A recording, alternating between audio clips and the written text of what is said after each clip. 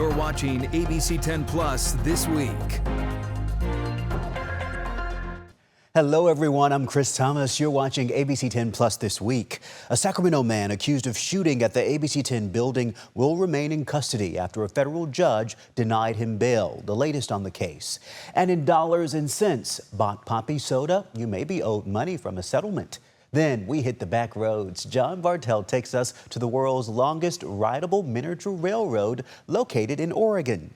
ABC10 Plus This Week starts now. We do have a lot to cover tonight, starting with new information in the case against the man accused of shooting into the lobby right here at ABC10. Anibal Hernandez-Santana appeared in federal court just hours ago. ABC10's Gabriel Porras is live outside the courthouse right now. Gabriel, tell us what exactly happened today. Well, Chris, Laura, today the suspect's attorney tried to paint his client as an educated retired veteran with no criminal history, someone deserving of being released from jail. But prosecutors painted a much different picture, one of a dangerous suspect who had possibly plotted even more violence. In the end, a federal judge today siding with prosecutors.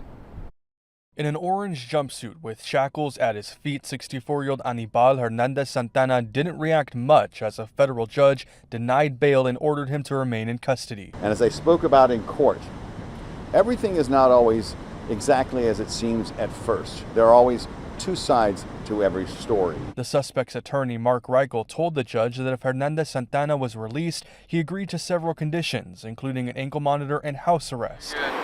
Hernandez-Santana is accused of shooting at the ABC10 studios Friday, first near the back parking lot, less than 1,000 feet away from a school, and then into the window of the front lobby. In court records filed Thursday, federal prosecutors released this security camera photo, allegedly showing Hernandez-Santana at a nearby elementary school 3 days before the shooting.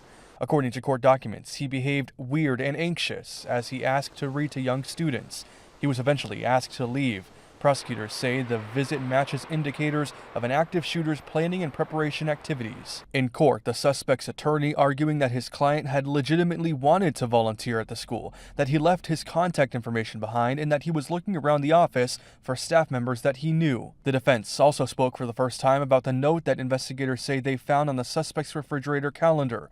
Under Friday, it read, quote, "Do the next scary thing." Hernandez-Santana's attorney says it was a self-help mantra, part of his Alcoholics Anonymous recovery group. I cannot comment on the innocence or the guilt of anyone, but we also, likewise, we know that America is a nation that is held together by the rule of law, In their filing, prosecutors writing that the shooting, quote, appeared to be part of a wider plot to conduct additional acts of violence. He's detained there until further notice from the federal system. A planned arraignment on his state charges was brief. Hernandez-Santana unable to appear because of the federal hold.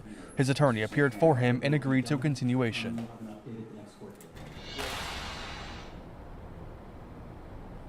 The suspect's attorney didn't take any of our questions today. We did reach out to Sac City Unified about the suspect's alleged visit to one of their campuses. They sent a statement saying they are cooperating with law enforcement and determining whether any additional safety measures might be needed. For now, we're live at federal court in Sacramento. Gabriel Porras, ABC10.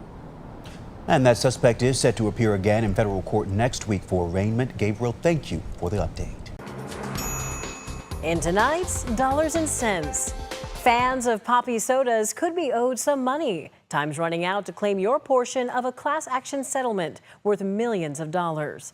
Poppy is facing a lawsuit alleging the popular prebiotic soda has falsely misled consumers about its health claims. You can get a fair amount of money if you bought poppy sodas between January 2020 and July 2025. You have until September 26th to file claims for refunds as part of an $8.9 million class action lawsuit. The lawsuit alleges Poppy improperly marketed its products as gut healthy.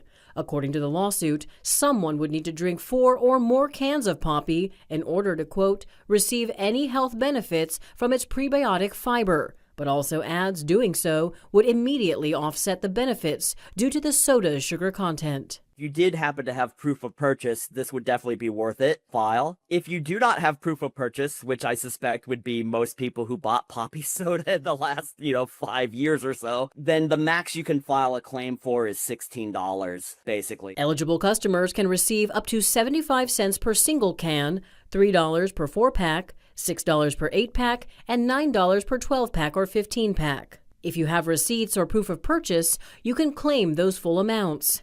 If you don't have receipts, you can still file claims, but you're limited to a maximum of $16 per household. To put this in perspective, Poppy sodas can cost about $30 per 12-pack. There are 2 ways to file a claim. To file online, go to poppysettlement.com, click File Claim, and start the process by answering the questions. Be sure to have your receipt or proof of purchase handy. You can choose to get your payment through PayPal, Venmo, Zelle, bank transfer, or check.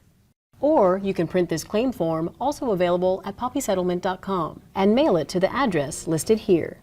Poppy has agreed to the settlement, but denies any wrongdoing and maintains its product labeling is truthful and accurate. When it comes to lawsuits and settlements like this, when it comes to consumer protections, how much of it is protecting the consumer versus protecting the company's bottom line? That's very debatable. It's a great question. From society's point of view, we could look at this as sort of a private market way of kind of keeping companies in check, right? That we kind of want truth in advertising, like in this situation. A final approval hearing is scheduled for November 20th. If approved, payments will be distributed within 90 days after the settlement becomes final.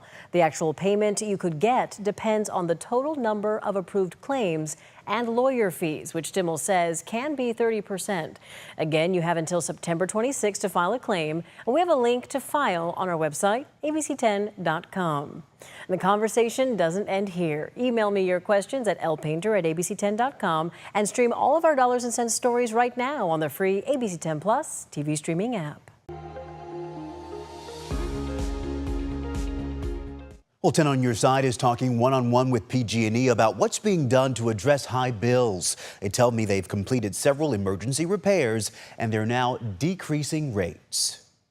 So these temporary costs have been removed from rates, and that's helping to lower customer bills. We're told electric rates for all PG&E residential customers decreased by 2% on September 1st. For the typical customer, that means monthly bills will decrease by about $5. The electric rates are decreasing because PG&E has completed a number of projects that increase wildfire safety and also for responding to emergencies. Customers can also expect a $58 California climate credit in a matter of weeks. And, this does add up. In fact, the average customer over the past 10 years has received about $1,000 for the electric and gas climate credits. And we're told the credits are automatic. You don't need to do anything to receive this credit. It is applied to your account automatically, and you can expect to see it as early as your bill that arrives in October. It all comes as 10 on Your Side has received numerous complaints about high PG&E bills. It turns out, as we first told you, over the last few years, PG&E started the process of replacing 3 million smart meters as they reach the end of their battery life. And like with anything, sometimes the life expectancy isn't what was expected. And that means some bills are estimated until the dead batteries can be replaced. Until we can get out there, customers may receive an estimated bill, and we want customers to know that they will be made whole through this process. So if we overcollect from customers, we will make you whole going back about 3 years. Again, that $58 credit should show up on your account as soon as October. Meanwhile, do you have a problem and don't know where else to turn? Email me at onyourside@abc10.com. Well, some positive news amid California's insurance crisis. 5 homeowners insurers have committed to staying and growing in California. That's according to the state's Department of Insurance. Those companies are Mercury, CSAA, USAA, Pacific Specialty, and California Casualty. The department says this is one of several signs of market improvement under the insurance commissioner's sustainable insurance strategy. But there are now 2 dueling ballot initiatives aimed at taking a different approach to solutions. Last month, an independent insurance agent named Elizabeth Hammock submitted a ballot measure called the California Insurance Market Reform and Consumer Protection Act of 2026. It's designed specifically with consumer protections packed in it, basically, and incentives for carriers to write. Carl Sussman of Sussman Insurance Agency is in favor of the measure. He says it would make some major changes to Prop 103. That's the 1988 voter-approved measure that forms the framework for the state's entire insurance marketplace. For example, he says Prop 103 made California Insurance Commissioner an elected, not appointed position.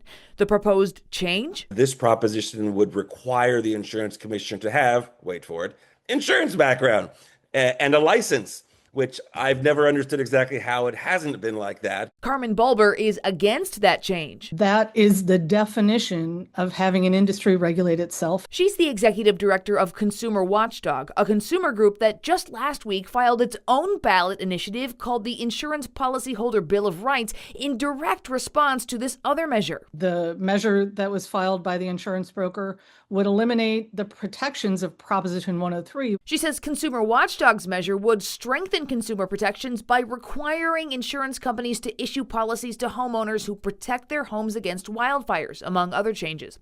Critics like Sussman say Consumer Watchdog's bill would further drive insurance companies out of the state. There's things in it that would tank the insurance industry almost by design. Bulber disagrees. We've been looking at all of these various reforms in the Bill of Rights for many years now. The first ballot measure would also remove a funding source for Consumer Watchdog. Prop 103 allows a group that intervenes in insurance company rate filings to help lower rates for consumers to be paid for their time by insurers. Consumer Watchdog, whose founder wrote Prop 103, is the main group that does this. The measure Sussman supports would eliminate that reimbursement, though not the intervener process altogether. Prop 103 has consumer protections for things like discrimination and unfair claims practice. All of that stuff stays the same. Both measures are jam-packed with changes and ideas, and it's not guaranteed either will end up on the November 2026 ballot. But if they do, this will definitely be, the battle of the last 4 decades, at least, in insurance in California. both ballot measures are still in the very early stages of getting qualified for the November 2026 ballot. And there's a lot of fundraising and signature gathering that still has to happen, and it's even possible one or both do not move forward. We'll keep you posted.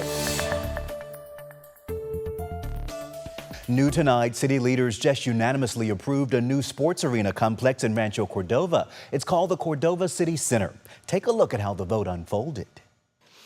All right, roll call. Councilmember Budge. Yes. Councilmember Sander. Aye. Councilmember Little. Yep.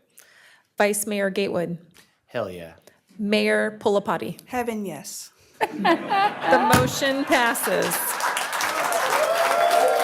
The Economic Development and Participation Agreement would allow for development of a multi-use arena, 2 or more hotels, a retail and dining district, movie theater, and other businesses. It would also include at least 640 residential units, public parking, a plaza, and more than 7,000-seat arena. So what's missing is, in the Sacramento region, the greater Sacramento region, we're missing the middle market. And the middle market is, we do not have this sized arena in this market. It's a 7,500 seat arena. And when you look at the top 25 DMA, Sacramento region is the only region that does not have an arena of this size. Oh yeah, this is going to spark an incredible amount of economic growth. We have a jobs report. This is going to create 37,000 jobs. Just think of all the hotels, all the restaurants, all the bars, clubs, the arena, all the different things that come with a project like this just on site on the 28 acres. The first phase includes the Cordova Arena, which will be home for a planned Major Arena Soccer League local franchise, including the first professional women's soccer in Sacramento. It'll be located along Kilgore Road and Trade Center Drive. We looked at a couple of different sites, and our business is located in Rancho Cordova. We're residents of Rancho Cordova, and so for us it was really easy to choose the city of Rancho Cordova to build this entertainment district project. The new teams would debut in the new Cordova Arena in the fall of 2027. Stay with ABC10 for updates on this developing story. About an hour and a half north of Sacramento, right off the 5 freeway, is Glenn County. And if you're familiar with it, you know that this is a farming community. But they're about to lose their only hospital. Welcome to Willows, a rural Northern California farming community in Glenn County. Like many rural communities, their hospital, Glenn Medical Center, is no stranger to struggle. Rural healthcare is a different animal. And I say that because we struggle with the lack of resources. And what that means is that we build resilience. And that struggle is about to get even harder. Glenn Medical Center, the only hospital in the county, is closing. So unfortunately, this was something that was done to us. We had not a lot of say in this matter. This was a CMS decision, the Center for Medicaid Services. After 24 years serving the community, Glenn Medical Center lost a key federal designation. Under the Centers for Medicaid Services critical access rules, hospitals must be at least 35 miles apart to qualify for certain federal funding. Glenn Medical is just 32 miles from its nearest neighbor, Colusa Medical Center. Liz says they've tried talking to the agency run by Dr. Oz.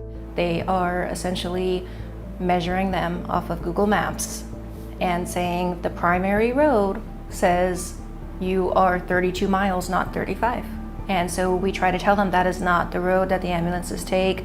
That is the road that is often flooded. That is the road that our employees don't take, our patients don't take. It didn't matter. How much of your budget depends on Medicaid and Medicare funding? It would be a 40% cut. We would not be able to stay open without this. Why do you think this is happening now? They are just deciding to crack down on things. CMS has decided to look at all hospitals all across the country. With the cuts that are coming down from administration, we were just one of the first. What do you mean by that? So we actually asked CMS, if you are going to hold us to these guidelines, what about all of the other hospitals that do not meet these guidelines? And their response was that they too will be getting a letter at some point soon.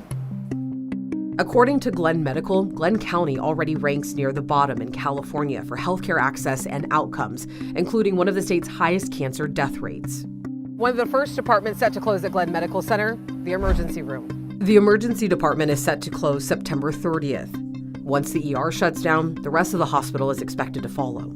Our clinics will remain open in this building for at least a year. Our medical records will remain in this building for at least a year. So you can still request your medical records you can still talk to the building department.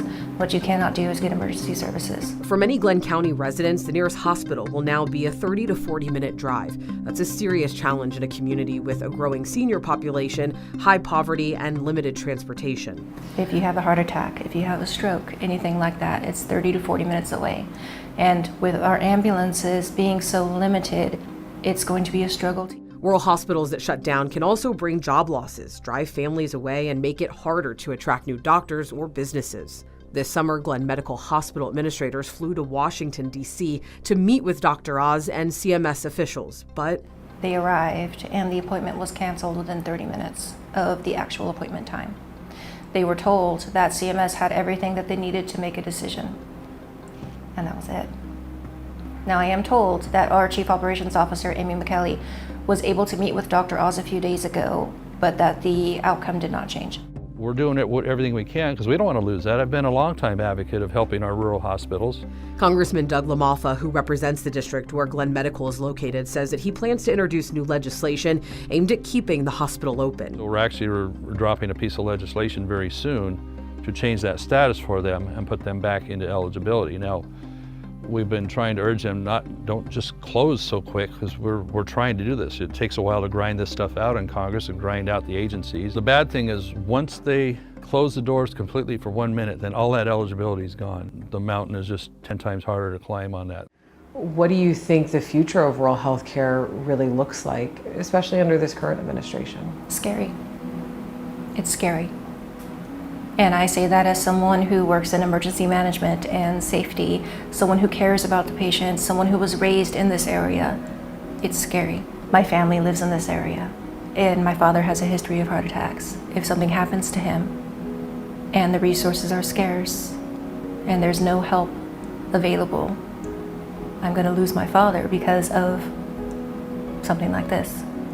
And I'm not the only one feeling that way. That's what all our patients are feeling. The federal government has now set aside $50 billion specifically for rural hospitals called the Rural Health Transformation Fund.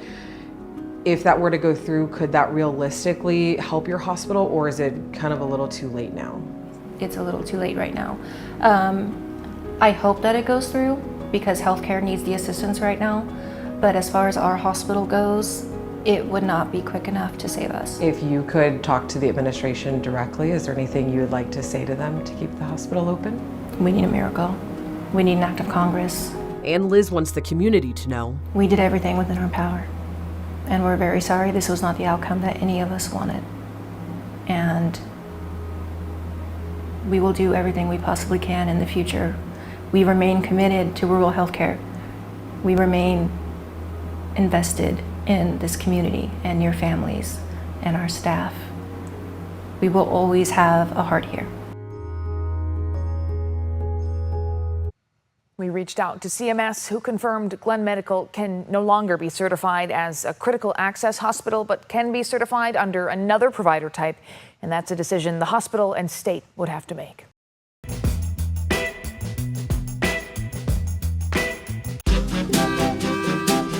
From the sky, you would think Chiloquin, Oregon is a bustling railroad town with a large train station.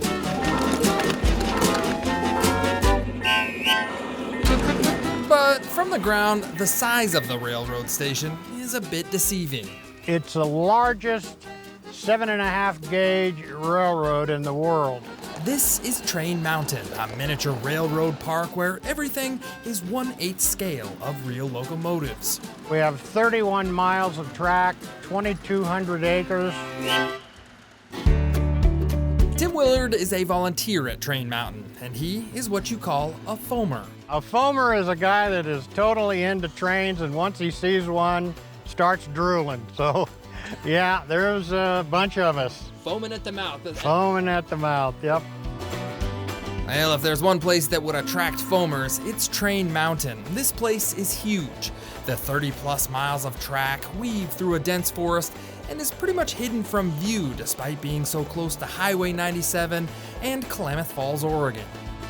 You could get lost on these tracks out here? Absolutely. I am a firm believer because I've done it. No miniature railroad would be complete without tiny towns to explore. As the train rolls along the tracks, you pass through the charming little model communities, like the quaint little community of Lilyville. What kind of town is Lilyville? Is this, it looks like it's a mining town? Yeah, it's kind of a mining town, a farm town. Not only is everything 1/8 scale in size, but the attention to detail is quite impressive. The artists even furnished the inside of many of the miniature homes and businesses. This is a eye doctor and a dentist and general medicine. Attention to detail is something that the late founder Quentin Breen wanted for Train Mountain. The former lawyer fell in love with a smaller miniature train park that was here in the 1970s. Quentin began buying up property with the dream of building an even bigger railroad. And then once he got into this hobby, it kind of took off like a rocket, and he'd get volunteers. Almost everything you see around here is volunteer work. Today, miniature train enthusiasts from all over the nation spend their days working in the garage, tinkering on the tracks, and giving tourists rides all over the property. Kids are involved, and young people are involved. Older guys like myself are involved. Big kids. Big kids, that's all it is. You're a big kid. From Train Mountain in Chilliquin, I'm John Bartel. Hope to see you on the back road.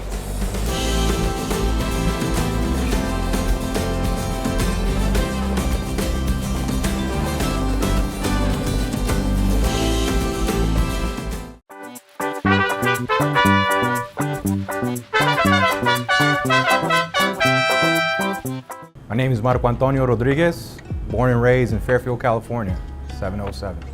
You know, my parents came from Ocotlan, Jalisco, Mexico. They migrated to the United States, and they did their best to raise us right, provide for us the best that they very could. When my parents first arrived here, they worked in the fields.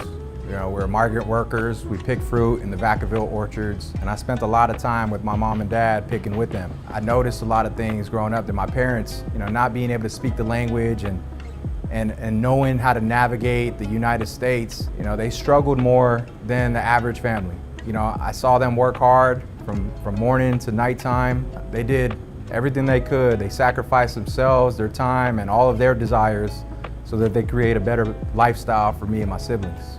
So since a very young age, the seed of entrepreneurialism has been planted in my mind because the idea that it comes with freedom, not just freedom of time, but also freedom to live life however you see fit. My mom would always cook for us. It's how she cared for us, it's how she showed us she loved us. We always pushed her and inspired her to one day open up her own restaurant. And we said it so often that one day she believed it. La Costa Azul was born. 2007, we're known for making mariscos and micheladas. Our restaurant really has become more of a cultural center. It's a place where people come together and share good times with their loved ones. Miche Marlin Micheladas is a 3-time award-winning michelada product. It's a specialty craft beer mixed with tomatoes, lime, spices. We have some secret ingredients that we add to it. It all started back in 2018 when we got into our first michelada contest. And for many years at our restaurant, people always told us how great of a product we had, that it was the best michelada they ever had. This ingredient is a recipe that my parents put together, but it was inspired by many of the authentic flavors that we get from Ocotlan, Jalisco, Mexico. Our michelada could be found inside our original location, La Costa Azul. You can now be found in many locations, places in Sacramento such as Cervezalandia. We just got an agreement with Luca's Pizzeria, which is a new pizzeria out in Sacramento, as well as the Golden One Center. So I'm the first in my family to get a college degree. I went to Sacramento State University, majored in business and communication with a background in business as well. And you know, that helped me get to where I am today. What Hispanic Heritage Month means to me is an opportunity to have representation. To have representation of people like my family, like my mom, hardworking Mexicans, Latinos, people that come to this country to create a better life for themselves and for their loved ones, and to leave a generational impact. I hope that people see Latinos and our people for who we are, for the value systems, the integrity, the hard work, the fun, the culture, the music, the great food. And I would like people to engage with us in a way where they embrace us, where you know, they see us as their neighbor, they see us as their family. Thanks for watching ABC 10 Plus this week. We are here 24/7 on the free ABC 10 Plus TV streaming app. You can get your local news and weather anytime, anywhere. I'm Chris Thomas. We'll see you next time.